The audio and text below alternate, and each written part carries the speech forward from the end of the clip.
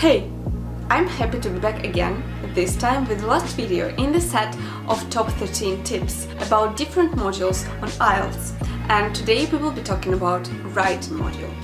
But before we dive in, I'd like to introduce you to my new Twitter account, which I will be frequently using for various announcements, and currently I'm working on a huge project which will be free for you guys and which will be in real time and obviously dedicated to IELTS.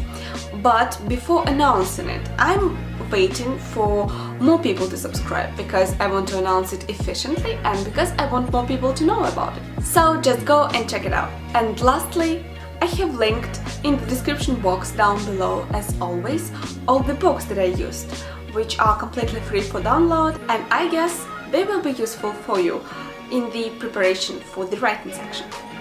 Okay, so the first tip is to analyze and actually take some time to think and to take notes about what you will be writing. You know, the cost of rushing forward and thinking that you must start writing straight away when you were given the task is too high, because it is essential for you to stop and think, planning beforehand, because you know, it requires you to be a professional journalist, to compose your thoughts instantly and to know what you will be writing in your essay, let alone in English.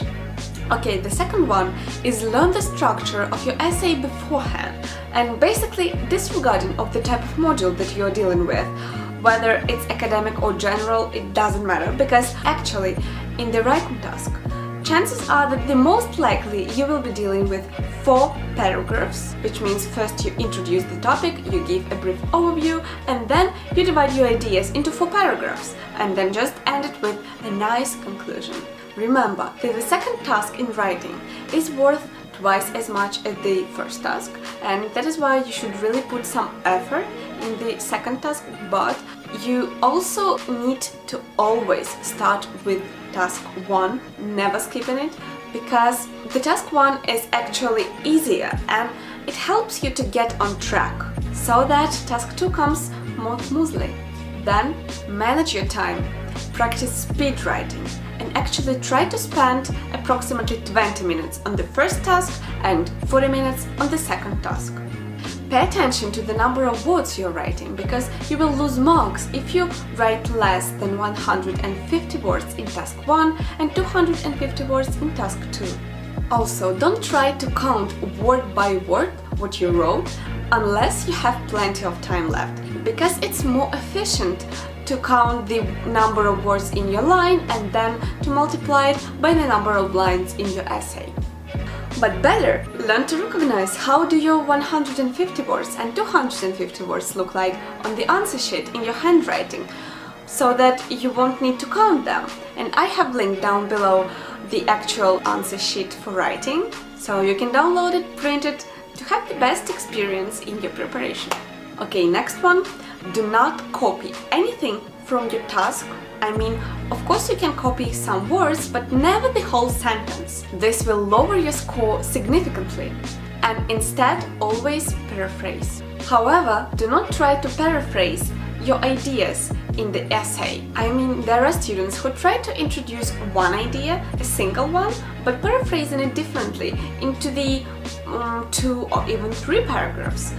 And just do not do it. If you are introducing an idea, make it final and then go to the next paragraph talking about something else. In order to score high in writing, you really need to show your advanced skills of eloquent writing, and for this you must learn as many synonyms as possible, because it will make your essay pleasant to read. And I will be preparing the next video about the vocabulary for writing in IELTS and different synonyms.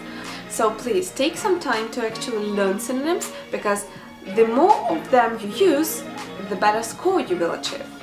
Okay, writing is the last module, and probably you will be quite exhausted by then, craving a break, but do not fall for this trap, because minutes of postponing and delay can cost you valuable points. Instead, try to use some time when an examiner hands in the booklets and tasks to take a break and to meditate, maybe to clear your mind, to think about something that relaxes you, and just try to forget everything connected to the previous sections. It doesn't any longer matter anything.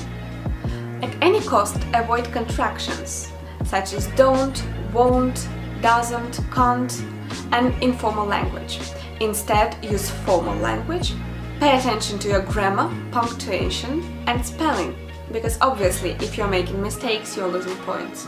And vice versa, you will gain some points if you have sophisticated grammar incorporated. And the last one, as always, do not try to memorize any model answers, because the examiners are actually trained to recognize them, and you will lose your score.